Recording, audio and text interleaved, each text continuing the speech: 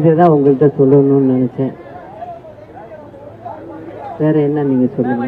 சட்டமன்றத்தோட சிறப்பு கூட்டம் நாளைக்கு கூடுறதா சொல்லியிருக்காங்க.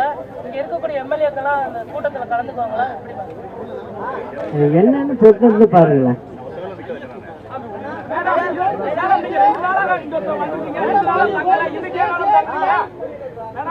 இல்ல எல்லாரும் கேட்டுக்கிட்டாங்க. சரி உங்களோட ஒரு நாள் நான் தங்கியிருக்கேன்னு சொன்னாங்க.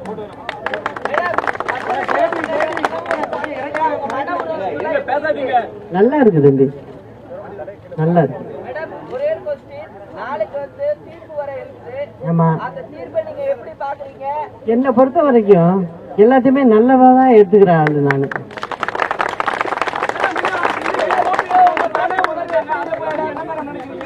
என்னங்க எப்படிங்க பணிகளை தொடர முடியும்? கவர்னர் என்ன சொல்லியிருக்காரு? அவரை வேற எதுவும் தனியா ஒன்றும் செயல்பட முடியாது. அடுத்த ஆட்சி அமையும் வரை காபத்து முதலமைச்சராக தான் இருக்க முடியும். அதனால என்ன செய்யலாம்னா, என்ன சட்டம் ஒழுங்கு நல்லா பார்த்துக்குங்க அப்படின்னு சொல்லலாம். அதுக்கு மேல ஒன்றும் செய்ய முடியாது.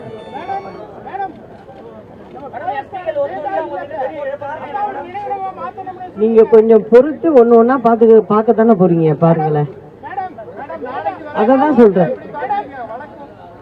வழக்கு இங்க பாருங்க, நான் தான் சொல்றேன் இல்லைங்க.